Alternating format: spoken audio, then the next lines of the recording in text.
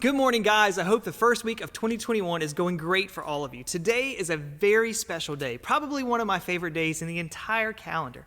It's my wife's birthday today, and no, before you ask, I'm not going to tell you what birthday it is for her, right? She can share that if she wants. I'm not getting in trouble for that. This is the day that my best friend and my better half was born, and man, as a family, we look forward to celebrating her life every single year. She's an amazing wife, a phenomenal mom, and she excels at whatever task she takes on, so happy birthday, babe.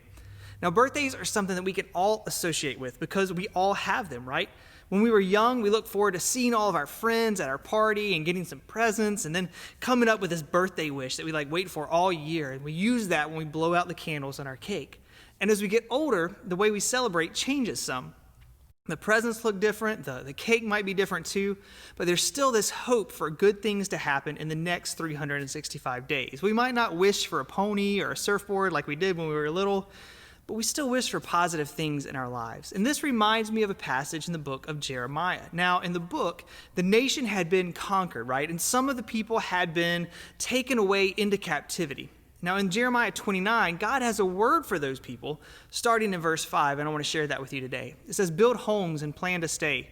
Plant vineyards, for you're going to be here for many years. Marry and have children, and then find mates for them and have many grandchildren. Multiply, don't dwindle away. And work for the peace and prosperity of Babylon. Pray for her. For if Babylon has peace, so will you." God didn't want the people to become stagnant in their disappointment. You know, they were in a foreign land under a foreign ruler, and it would have been really easy to get down about that and become ineffective, become just stale. And God knew that the people needed some encouragement, so he gives this word to Jeremiah. Prosper, even in captivity, is what God wanted the people to hear. Build homes, plant crops, have families, don't dwindle away. He even challenged the people to work for the prosperity of Babylon. The people didn't want to be there, but God was using this conquering nation to protect the people and allow them time to flourish. Now, we have high hopes for 2021. We all do. And it has a lot to live up to already. And nobody really knows what tomorrow holds. It would be easy to be upset if your candidate didn't win, or if this virus sticks around for a few more months, or if you still can't get back into school in person. But in all those frustrating circumstances, we can't dwindle away. We have to build houses. We have to have families. We have to thrive. Don't let the circumstances around you dictate your happiness.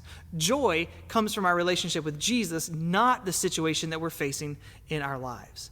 As we start this calendar year off, guys, and you can each celebrate your birthdays however you want, but don't wish for one thing to go away that's really getting on your nerves. That's the easy way out. Well, maybe you can wish for the political ads to go away finally, right? Nobody likes those things. But seriously, look into the next 365 days with a hopeful attitude that God is going to continue working good in your life, even through less than ideal circumstances. He wasn't surprised by 2020, and he has a plan for 2021. Have a great rest of your week, guys. And if you see Adrian around this week, wish her a happy birthday too.